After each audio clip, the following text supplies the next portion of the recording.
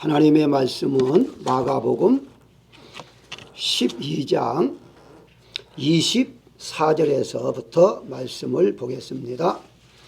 하나님의 말씀은 마가복음 12장 24절부터 말씀을 봅니다. 예수님께서 이르시되 너희가 성경도 하나님의 능력도 알지 못함으로 오해함이 아니냐. 사람이 죽은 자 가운데서 살아날 때에는 장가도 아니가고 시집도 아니가고 하늘에 있는 천사들과 같으니라. 죽은 자가 살아난다는 것을 말할진대 너희가 모세의 책 중 가시나무 떨기에 관한 글에 하나님께서 모세에게 이르시되 나는 아브라함의 하나님이요 이삭의 하나님이요 야곱의 하나님이로다 하신 말씀을 읽어보지 못하였느냐. 하나님은 죽은 자의 하나님이 아니요 산 자의 하나님이시라 너희가 크게 오해하였도다 하시니라. 아멘. 한평생을 살아가는 과정 속에서 오해가 없으면 사는 거 참 쉬운 게 아닙니다. 우리가 살다 보면 살아가는 과정 속에서 여러 가지 오해들이 많이 있고요. 그 오해를 풀지 못하게 되면 결국은 불행해지는 경우들도 종종 있습니다. 분명한 것은 전달하는 사람은 올바로 전달했는데 듣는 사람이 잘못 듣고서 오해하는 경우도 있다는 것이죠. 사실은요, 사람들끼리의 오해는 안 풀린다 할지라도요, 좀 서로 서먹서먹하고 불편한 점으로 끝나겠지만 신앙적인 오해는요, 영원한 지옥으로 이렇게 갈림길이기 때문에 반드시 풀어야 할 숙제다. 이렇게 말씀을 드릴 수가 있습니다. 다시 말씀드리면 신앙에 대한 오해가 있다면 풀어야지 그냥 오해를 가지고 있다면 잘못된 것을 걸어갈 수가 있겠다. 오해는 어디서 오느냐? 말 그대로 이해하지 못할 때에 오해가 옵니다. 그래서 반드시 이해한다는 말씀이 성경에 깨달음으로 번역했는데요. 깨달다, 이해하다. 이게 하나님의 말씀을 깨달아야 한다는 것이죠. 깨달지 못하면 바로 그게 오해가 된다는 것이거든요. 이와 같이 모르게 되면 오해를 할 수가 있다는 것인데요. 그래서 오늘은 본문 말씀에 반드시 오해하지 말아야 할 것들이 많이 있지만 우리가 일반적으로 우리 믿음의 사람들이 알고 지내야 할 것들 몇 가지만 소개를 하면서 은혜를 나누고자 합니다. 가장 먼저 신자, 즉 기독교인들이 받는 고난에 대한 오해가 없어야 한다는 것인데요. 민수기 8장 19절에 보게 되면 성소를 가까이 할 때에 그들 중에 재앙이 없게 하려 함이라 라고 말씀해요. 하나님은요, 성속, 성전, 교회지 오늘날에 이렇게 만드신 것은 그 교회 다니는 자들에게 하나님께서는 재앙을 없게 해주기 위해서 나오라 라고 말씀하고 있습니다. 시편 91장 7절에 보게 되면 1000명이 내 왼쪽에서 10,000명이 내 오른쪽에서 엎드러진다 할지라도 이 재앙이 내게는 가까이지 못하리라 라고 말씀하고 있어요. 자, 이런 말씀을 봤을 때에 하나님을 잘 믿는 자들은 재앙이 없구나, 하나님이 복을 주어서 고통이 없구나 이렇게 생각할 수가 있을 거예요. 그런데 여러분 알다시피 믿음이 좋은 분도요 고난을 받거든요. 고통이 있거든요. 근데 앞뒤가 안 맞는단 말이죠. 분명히 하나님께서는 어떠한 질병도 가까이 못하게 하겠다. 그런데 우리 믿는 사람들이 또 아프단 말이죠. 사업에도 실패 보면서 고통을 받기도 하고요. 바로 오늘날에 어떻습니까? 전염병. 이 전염병이 코로나가 믿는 사람, 믿음이 좋은 사람 비껴갑니까? 아니잖아요. 믿음이 좋은 분들도 코로나를 걸릴 수 있다는 거죠. 그러면 하나님 말씀이 거짓말이 아닌가 이렇게 우리가 오해를 할 수도 있다는 것이거든요. 그런데 베드로는 베드로전서 4장 12절에 너희를 연단하려고 오는 불시험을 이상한 일 당하는 것 같이 이상히 여기지 말라라고 말하고 있습니다. 근데 많은 분들이 여기에 이상이라는 단어를 어떻게 세상에 생각하느냐, 뭐 놀랍다, 왜 이러지, 이렇게 의문점을 가지고 생각하는 것처럼 해석하는 게 많아요. 그런데 이 지금 베드로가 말하는 이상히 여기지 말라 하는 말은 말라고 하잖아요. 그 말은 무슨 말이냐, 원인이 어떻든지 또 따지지 말고 찾지도 말고 왜 이런 일이 있을까, 누가 나를 이렇게 했을까, 왜 이런 질병이 왔을까, 이런 거 따지지 말라는 말이 번역상에 이상히 여기지 말라라고 번역한 거야. 다시 말씀드리면 내가 믿음이 좋은데 아팠어요. 몸이 아팠어요. 내가 왜 아팠을까? 왜 나에게 고통을 줄까? 이거 따지지 말라는 거예요. 그게 이상히 여기지 말라는 거예요. 왜냐하면 모든 것은 하나님이 이미 알고 계시고, 하나님이 내가 아픈 거, 내가 사업 망한 거, 내가 어려운 거, 가정편이 어려운 거, 이런 모든 걸 이미 다 아시기 때문에 하나님의 뜻이 어디 있는가를 우리가 발견해야 한다는 것이죠.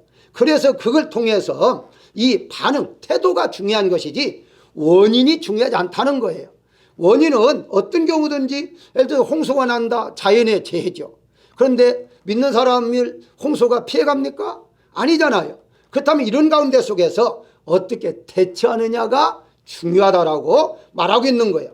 그러면서 어떻게 말합니까? 베드로전서 1장 6절에 베드로는 이렇게 말을 해요. 그러므로 너희는 이제 여러 가지 시험을 인하여 잠깐 근심하게 되지 않을 수 없으나 오히려 크게 기뻐하도다 라고 말하고 있어요. 다시 말씀드리면 이거 이제 어려움이 있어도 그 신경 쓰지 말아라. 도리 기뻐해라. 야고보도 마찬가지입니다. 1장 2절에서 너희가 여러 가지 시험을 만나거든 온전히 기쁘게 여기라 라고 말을 해요. 아니 지금 당장 어렵고 힘든데 어떻게 기쁘게 여기냐라는 것이죠. 그게 바로 믿음의 표현이라는 거예요. 믿음 없는 사람은 원인을 찾고 원망하고 불평하고 내가 왜 이런 일을 당해야 하느냐 이렇게 나오는 사람이지만, 우리 믿는 사람들은 그렇게 하지 말라는 거예요. 원인을 따지거나 이런 거 따지지 말라는 거예요. 그냥 기쁘게 받아들이라는 거예요. 그래, 살아가는 동안에 길을 걷다 보면 넓은 길도 걸어갈 수 있는 것이고 좁은 길도 걸어갈 수 있는 것이고 산도 만날 수 있고 강도 만날 수 있는데, 그럴 때마다 불평하지 말고 왜 강이 여기 생겼지? 그렇게 하지 말라는 거예요. 그냥 건너가면 된다는 거거든요. 이게 바로 오늘의 말씀의 핵심인데요. 신자도 믿음이 좋아도 고난을 받을 수가 있다.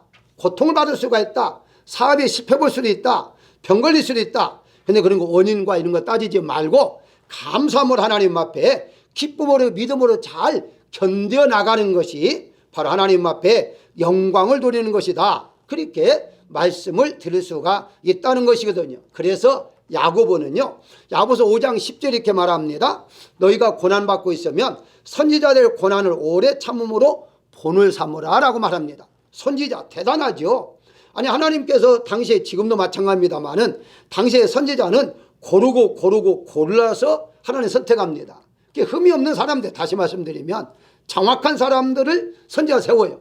근데 선지자도 많은 고난을 받았거든요. 그러니까 그들이 어떻게 그 고난을 잘 극복해냈는가, 이걸 바로 연구하라는 거예요. 그러면서 예를 들면서 욥의 인내라고 말하고 욥의 인내를 하면서 이어가고 있어요. 11절에 다시 말씀드리면 욥이 뭐 죄가 있어서 고난받았느냐 아니다는 거예요. 욥이 범죄해서 고난받았느냐 아니다고 분명히 말하고 있잖아요. 그렇다면 믿음이 없는 것도 아니고 범죄한 것도 아니고, 그런데 하루아침에 부자가 가난하게 됐어요. 망했습니다. 자녀들이 모두 다 하늘나라 갔습니다. 몸에 자신의 병까지 들었습니다. 그런데 이것이 바로 이제 어떻게 왜 이런 원인에 대해서 계속해서 친구들이 뭐 이제 너는 믿음이 없어졌다, 하나님께 제대로 믿음 생활 안 해서 그렇다, 뭐 이런 식으로 계속했지만 욥은 이해를 못했습니다. 왜냐하면 자기는 열심을 했거든요. 정말 하나님 앞에 충성을 다했거든요. 그랬는데 마지막에 하나님께서 말씀하잖아요. 죄가 있어서가 아니다. 이런 어려움이 있는 것은 네가 죄를 범해서가 아니고 믿음이 없어서가 아니라 하나님의 뜻을 나타내기 위한 거라고 말씀하고 있잖아요. 그게 누구에게 했습니까? 사단에게 했잖아요. 사단이 와서 보라. 바로 그러니까 사단이 아니요, 물질 뺏어가면요 믿음 생활 안 할 겁니다. 병들게 하면요 믿음 생활 안 할 겁니다. 여러 가지 했는데 결국 누가 승리했어요? 하나님이 승리했잖아요. 누구를 통해서? 욥을 통해서. 그러니까 우리가 어떤 어려움이 있어도요 믿음이 좋아도 어려움은 당할 수 있다. 그러나 다른 점이 있다면 우리의 태도는 믿음으로 그걸 잘 극복해 나가야 한다는 것이다. 그게 바로 하나님이 원하시는 거예요. 그게 바로 불신자와 믿음이 없는 자의 차이점이다. 이렇게 이제 보시면 되는 겁니다. 어떤 분은요 이제 믿음이 물론 약해서 그러겠지만 이제 교회 다니는데 어려움을 당하니까, 아니 교회 안 다닐 때에는 어려움이 없었는데 교회 다니니까 어려움이 생기네. 그리고 안 다닌 사람이 있어요. 제가 한국에서도요. 그런 분 몇 분 신방하고 그랬었는데요. 왜 교회 안 나오십니까 했더니 솔직히 말하더라고요. 목사님, 제가 교회 안 다닐 때는요. 사업이 잘 뜨고요. 이제 그분이 이제 미장 하신 분이었는데요. 사업이 잘 뜨고 그랬는데 손님이 다 끊겨가지고 사업이 안 된다는 거예요. 그래가지고 교회를 안 다닌다는 거예요. 그래서 제가 계속 신방에서 다시 이제 나오도록 했는데요. 그게 사탄의 역사죠. 이제 그렇게 교회를 다니지 못하고 예수님 믿지 못하도록 하기 위한 하나님 이제 사탄의 역사인데 그걸 이제 이기지 못한 것이죠. 그렇습니다. 우리가 모든 것들은 하나님이 해결해 줄 것을 우리가 믿고서 믿음의 태도를 보여야 됩니다. 그래 어떤 일을 할지 나는 절대 믿음을 나에게 빼앗을 수가 없어. 내가 하나님 믿는 믿음, 하나님 사랑하는 믿음은 더욱 견고해질 거야. 그러면서 어려움을 당할수록 믿음이 더 성장할 때에 사단도 더 이상의 미혹을 하지 않을 뿐만 아니라 하나님의 영광을 받으신다는 사실을 믿으시기를 주의 이름으로 축원합니다. 두 번째 생각할 것은요. 사회 봉사에 대한 오해가 없어야만 됩니다. 무슨 말입니까? 마태복음 5장 14절에 보게 되면 너희는 세상의 빛과 소금이라 라는 말씀을 근거해서 기독교인들은 세상 사람들을 위해서 봉사를 하고 희생을 하면서 살아가야 한다 이렇게 말을 해요. 자, 그러다 보니까 믿지 않는 사람들도 봉사하면 굉장히 좋아해요. 믿는 사람들 어디 가서 봉사하면요 그렇게 믿음이 좋아 이렇게 칭찬을 합니다. 물론 맞아요. 이웃사랑에 대해서 분명히 말을 합니다. 히브리서 13장 16절에 보게 되면은 선을 행함과 서로 나눠주기를 잊지 말라라고 말을 해요. 자, 분명히 이 말씀만 근거한다면 우리가 세상에 봉사를 해야죠. 가난한 자를 돕고 어려운 사람을 도우면서 그러면서 해야죠. 그런데 성경에서는요 그게 다가 아니다라고 말하고 있습니다. 자, 무슨 말입니까? 바로 우리가 분명한 게 약한 자를 도와줄 수 있어야 하고 그들을 이제 바로 하나님의 예수님의 이름으로 이제 어려움이 겪고 있는 사람들을 이제 이끌어줘야 하는 것은 분명합니다만은 그것은 성경에서 다가 아니다는 것을 우리가 알아야 한다는 것이죠. 다시 말씀을 이렇게 전부 하다 보니까 여러분 미국이 어떻습니까? 미국 나라가요 전에도 한번 제가 말씀을 드렸는데요. 이제 설문조사를 통해서 나타난 현상입니다. 천국 가기 위해서 무엇을 해야 하느냐라고 했을 때에 그 몇 가지 주었어요. 예수님을 믿는다, 선행을 베푼다 이렇게 했어요. 그런데요 선행을 베풀어야만이 천국 간다는 게 60%가 넘었어요. 아니 예수님을 믿어야 구원받는데 선을 행해야만이 구원받는다는 것으로 착하고 있다는 이거 오해하고 있는 거예요.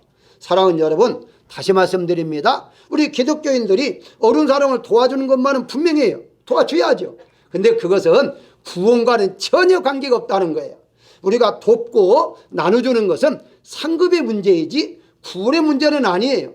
만약에 그 자체가 구원의 문제라면 예수님 믿지 않는 사람들 선행을 베푼 사람 엄청 많아요. 그 사람들 모두가 다 구원을 받을 거예요. 그런데 그렇지 않잖아요. 그렇기 때문에 우리가 분명한 것은 바로 선행을 베풀 때에 한계를 가지고서 그건 그냥 단지 선을 베풀어서 바로 믿는 자의 빛을 비춰주는 것으로 끝나야지 그렇게 함으로 말미암아 내가 구원받고 복을 받을 것이다 라는 생각은 잘못된 생각이다 라는 것을 예를 한번 들어보겠습니다. 사도시대 때에 우리 잘 알잖아요. 사도시대 때에 은혜를 받으니까 재물을 집도 팔고 밭도 팔고 해서 막 교회에다 가지고 왔어요. 그러다 보니까 교회에서 어떤 일을 했느냐 가난한 사람들에게 다 나눠주기 시작했어요. 자, 그러다 보니까 많은 사람들이 모이기 시작합니다. 가난한 사람들 모여와서 그래서 이제 구제를 받는데 여기에 싸움이 벌이기 시작했어요. 사도행전 6장 1절부터 쭉 읽어보시면 나오는데요. 바로 이걸로 인해서 히브리파와 헬라파 사람들끼리 싸움이 일어났어요. 무슨 말이냐? 히브리 쪽에서는요 이렇게 생각, 아니 헬라파는 저기 이방인들인데 왜 그들에게 주의하느냐 이렇게 아마 생각했을 거예요. 헬라파 입장에서는 주관에서 이제 무슨 히브리가 따로 있고 헤블라가 따로 있느냐, 바로 다 똑같은 형제 아니냐 이런 식으로 해가지고 싸움이 일어났습니다. 그걸 보고서 사도들이 이렇게 해서는 안 된다, 우리가 분리시키자, 우리는 말씀과 기도로 전무하고 따로 집사들을 세워가지고 구제하는 일을 돕게 만들자 해서 하나 파트를 만들어서 분야를 가르게 됐습니다. 여러분 잘 보시면요, 놀라운 사건이 일어나요. 6장 1절에서 싸움이 벌어지면서, 그러면서 7절에 가서 이런 말 합니다. 말씀이 점점 왕성하여 예루살렘에 있는 제자의 수가 더 심히 많아졌더라 라고 말하고 있습니다. 자, 무슨 말인지 아십니까? 교회에서 봉사에 중점을 두고 하다 보니까 많은 사람이 모였어요. 모이기는 모였는데 싸움이 일어났어요. 그런데 말씀을 중심으로 교회가 목적을 바꾸나 버리니까 점점점 부흥이 되고 많은 사람들이 예수를 믿게 됐다는 거예요. 교회가 분명히 봉사해야만 됩니다. 그렇지만은 그 봉사의 목적이 교회는 아니에요. 교회는요, 영혼 살리는 데 목적이에요. 영혼 살리는 데는 말씀이에요. 기도밖에 없어요.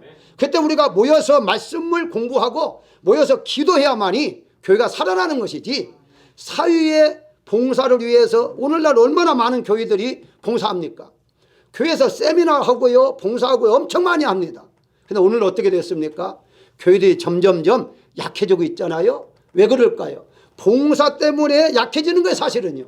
왜? 말씀을 제쳐놓고 기도를 제쳐놓고, 그냥 말씀은 약해지고 기도는 약해지고 다 하나의 이벤트가, 행사를 위주로 지금 교회가 운영되고 있다는 사실 우리가 안다면 분명하게 우리가 이런 면에서 오해 없는 신앙생활을 해야 할 것입니다. 다시 말씀드립니다. 봉사하지 말라는 말이 절대 아니에요. 목적이 아니다는 거예요. 교회의 목적은 봉사, 사회봉사가 아니라 바로 하나님의 말씀을 전파하고 하나님 말씀을 통해서 죽은 영혼을 살리는 일이 교회가 해야 할 일이다 하는 걸 우리가 분명히 알아야 할 것입니다. 세 번째는 부활에 대한 오해가 오늘 본문 말씀에 자세히 설명하고 있어요. 이제 18절에 보기엔 사도계인이 부활 후에 천국에서 결혼 생활에 대해 질문합니다. 질문하는데요, 이런 일은 없을 거예요. 근데 엉뚱하게 질문하는 거예요. 당시 신명기 25장 5절에 보게 되면요, 그 하나님께 자녀 자손에게 후손에게 복을 주기 위해서 어떤 말씀을 하셨냐면, 형이 결혼했는데 자녀가 없이 죽게 되면 동생이 형수와 결혼하는 풍속을 만들었어요. 여러분 이거 잘 들어야 됩니다. 동생이 결혼하지 않는 동생이에요. 결혼한 동생이 아니에요. 동생이 결혼하지 않았어요. 근데 형이 죽었어요. 그러면 다른 여자와 결혼하지 말고 형수와 결혼해서 대를 이어라 하는 것이 성경적이었어요. 그러면 이런 일이 얼마나 있겠습니까? 사실은 있을 수가 있지만 많지 않을 거예요. 왜냐하면 형이 죽었다고 했을 때에 나이가 들어서 죽게 되면 동생이 이미 결혼했을 것 아닙니까? 그러면 결혼한 사람이 또 형수와 결혼하지 못해요. 그러니까 케이스가 많지 않은데 여기 본문에 보게 되면요, 7 형제가 그랬다는 거예요. 말도 안 되는 소리죠.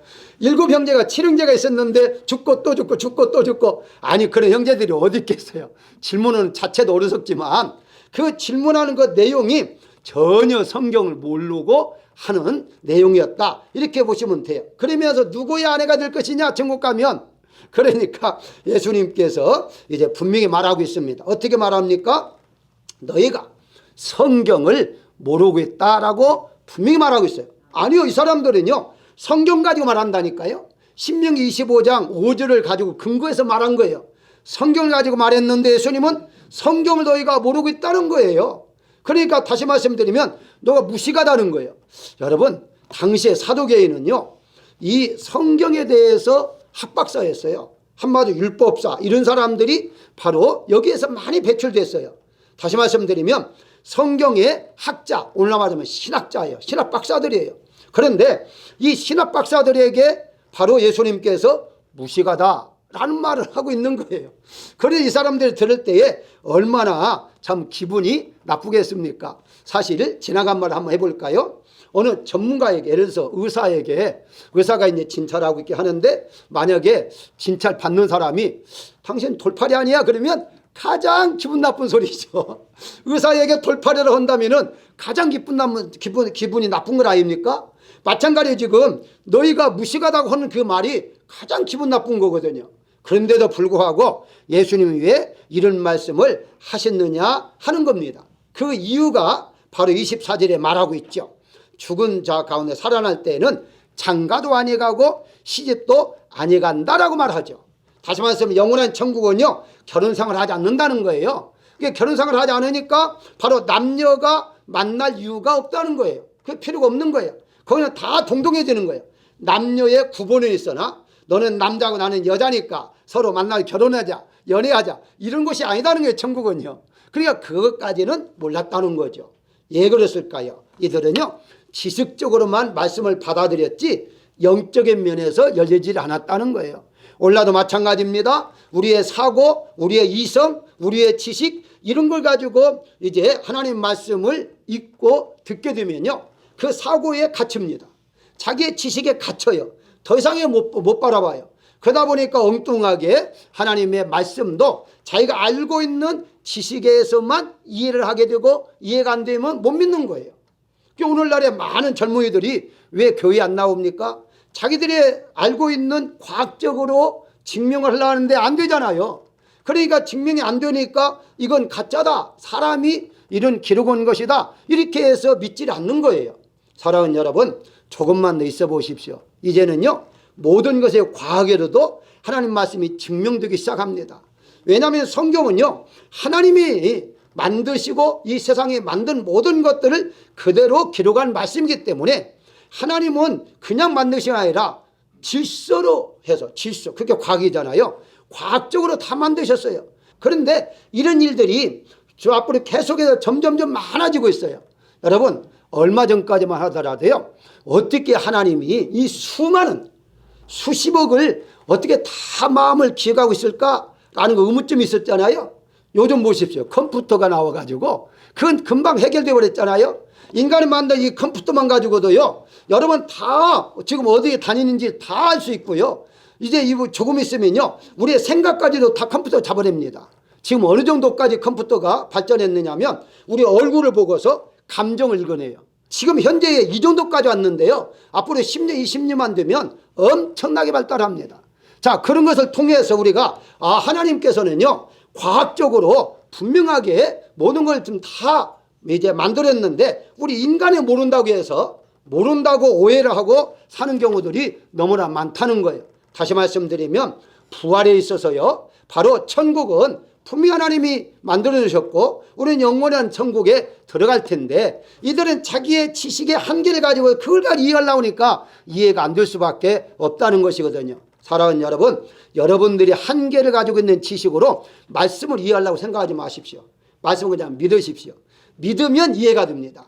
믿으면 이해가 되죠. 믿지 않고 이해하려고 하면은요, 이해가 안 되는 거예요. 그렇기 때문에 하나님 말씀은 무조건 믿습니다. 나를 깨우쳐 주세요 하게 되면 살아가는 과정을 하나님께서 때를 따라 말씀을 깨닫게 해요.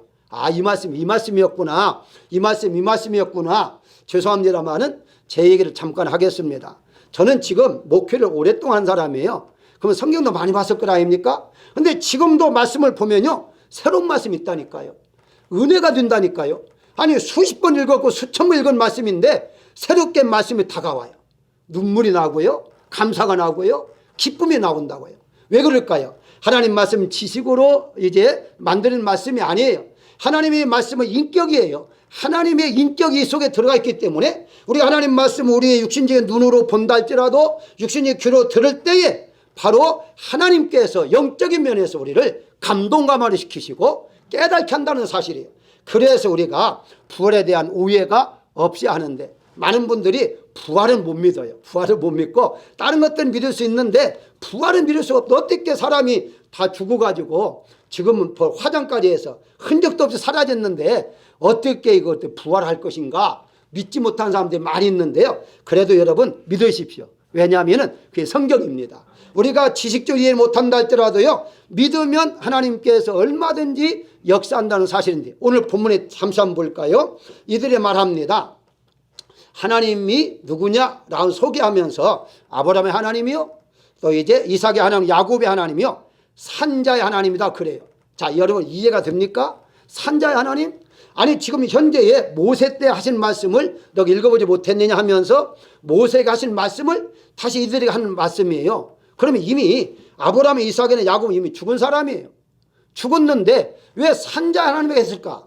그 이유가 뭔지 아십니까? 바로 육신만 죽었지 영은 죽지 않았다는 거예요. 그래서 하나님은 산자의 하나님이다라고 말하는 거예요. 그러니까 영원히 살아있는 자이기 때문에 내가 아브라함에게 약속했다, 이삭에게 약속했다, 야곱에 약속했어. 그게 살아있어. 지금도 죽은 게 아니야. 바로 살아있어. 그래, 그 살아있는 자에게 약속한 것을 지금도 너희에게 지킬 거야 라고 좀 말하고 있는 거예요. 사랑하는 여러분들, 우리 이 세상 떠나는 건요, 육신만 이 흙으로 돌아가는 것이죠, 영혼까지 죽는 게 아닙니다. 우리는 분명한 것은요, 영혼은 살아나게 돼 있어요. 이게 부활이에요.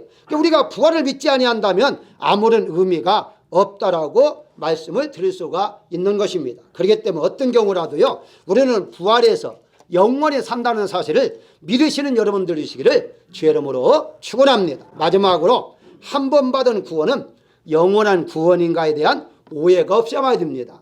아마 여러분들이 구원에 대해서 자주 이렇게 논쟁도 했을 것이고 누가 말하는 것을 들었을 거예요. 그런데 신학자마다 좀 다르고요, 목회자마다 달라요. 어떤 분은요, 한 번 구원받으면 영원한 구원이다 이렇게 주장한 분이 있잖아요. 그래서 그게 가장 이제 이단이라고 말하지만요, 가장 많이 주장하는 게 바로 구원론, 이 구원파잖아요. 구원파는요, 한 번 믿으면은 영원한 구원이다 해서 이제 예수님 안 믿어도 한 번 믿어서 구원 받았으면 안 믿어도 구원 받는다는 게 주장하는 게 구원파잖아요. 그러니까 결국 가서는 이렇게 주장하는 사람이 있고요, 또 반대로 아니다.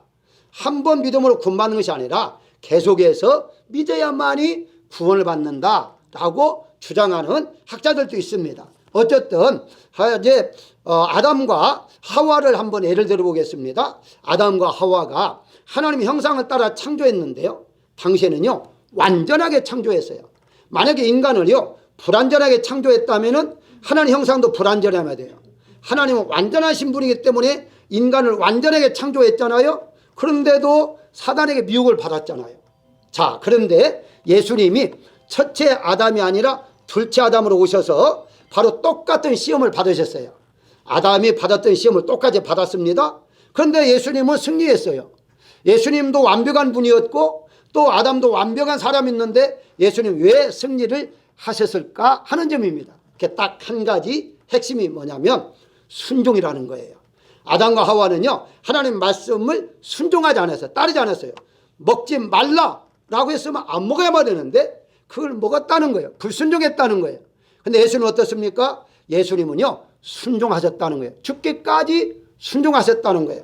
그것을 무엇을 의미하느냐? 하나님의 말씀을 순종할 때에 그게 바로 믿음의 모습이요, 그럴 때에는 영원한 구원으로 이끌어갈 수가 있지만 하나님의 말씀을 믿지 아니하거나 순종하지 아니하면 그것은 구원을 받을 수가 없다는 것이 바로 오늘날의 모든 학자들의 공통점입니다.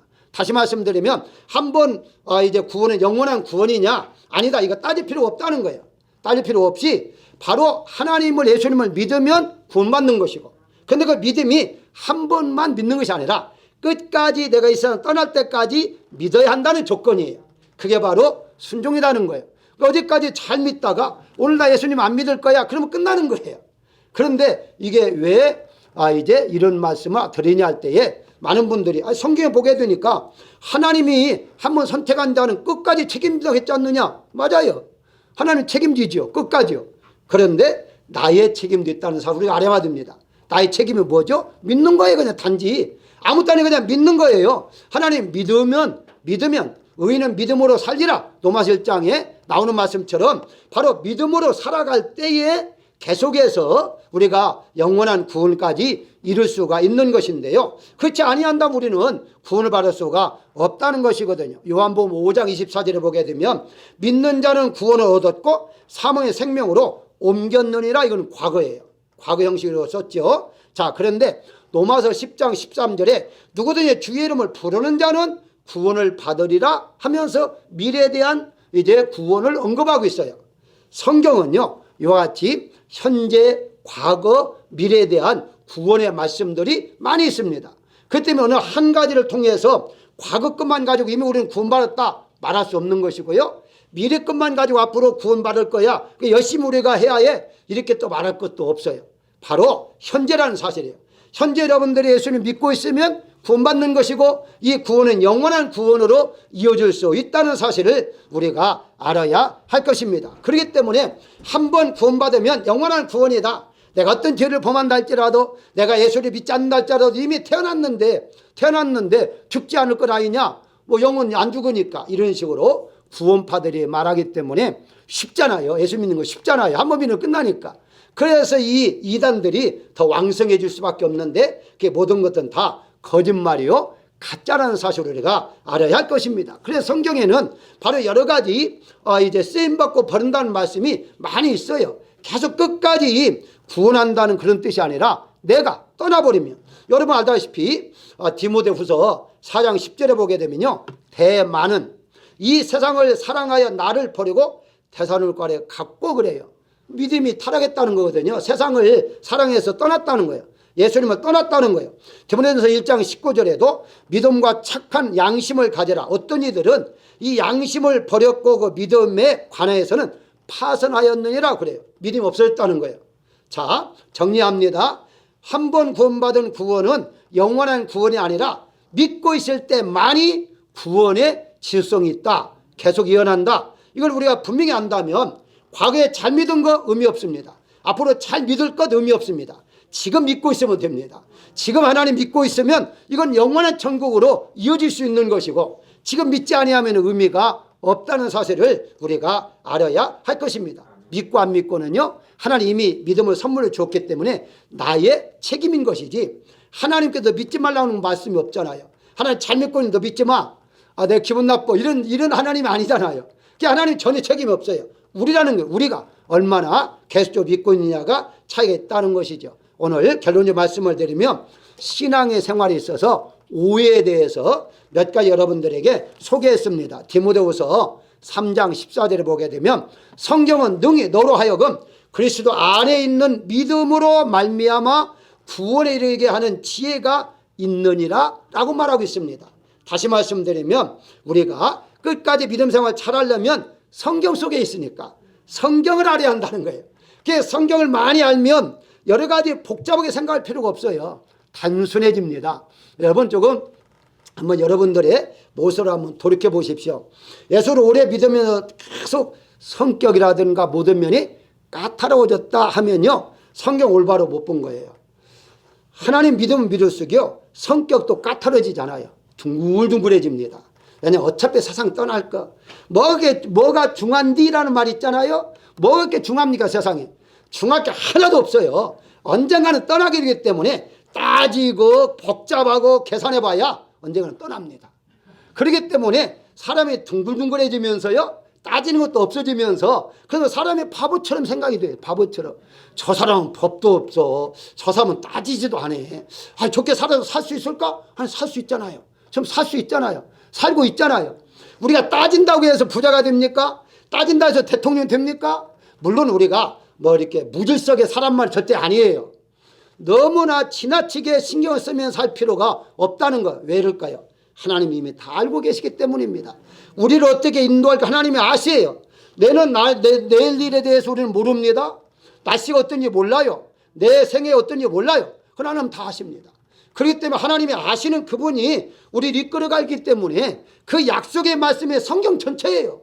그래서 우리가 성경 전체 약속하는 그 말씀을 믿으면서 살아가는 것이 바로 오해 없이 이해하면서 살아갈 수가 있다는 것이죠. 그래서 골로새서 2장 2절에 보게 되면요, 개정 성경에서는 번역을 풍성으로 번역했더라고요. 근데 원문에 가깝지 않아요. 이 개역 성경에서 이의 모든 부유한 자라고 번역을 했는데 그게 맞아요. 그래서 이제 영어에서도 리치로 번역을 했는데요, 부자. 그러니까 이해란 말이 언더스탠이거든요. 깨달은 거. 깨달는데 부자가 되라라고 말하는 거예요.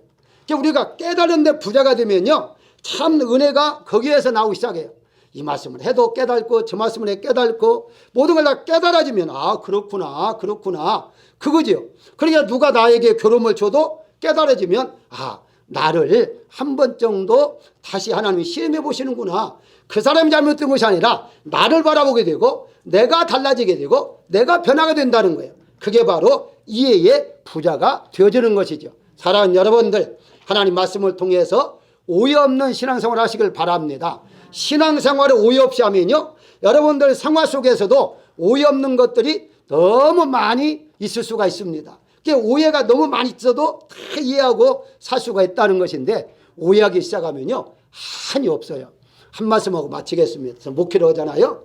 목회하면요, 목사도 사람이다 보니까 끝나고 이렇게 교인들, 우리 교인들 얼마 없으니까 관계없는데요, 교인들이 많잖아요. 그럼 다 악수를 하잖아요.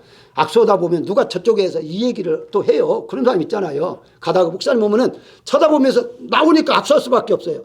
그럼 어떤 분은 이해하고 간 어떤 분은요, 아니 목사님이 인사하면서 손은 내밀었는데 얼굴은 딴 데 쳐다보겠다는 거예요. 이런 오해들이 참 많습니다. 그런데 그런 걸 일일이 다 따지고 아니요, 다른 사람이 얘기하다 보니까 그랬습니다. 그런데 또 반대로 눈을 똑바로 쳐다보면서 또 인사하잖아요. 목사님이 눈을 똑바로 쳐다보고 인사하느냐. 그러면 또 따지는 거예요. 그렇기 때문에 그런 것 저런 거 다 무시하고 해야 목사를 할 수가 있는 것이고 목회를 할 수가 있는 것이기 때문에 이건 가정도 마찬가지예요. 가정도 여러분들이 웬만하면 이해하고 사십시오. 웬만하면 그냥 지나가십시오. 이게 바로 오늘 본문 말씀 나오는 핵심의 말씀입니다. 이번 한 주간 동안도 이해하셔서 승리하고 복된 한 주간 되시기를 주의 이름으로 축원합니다.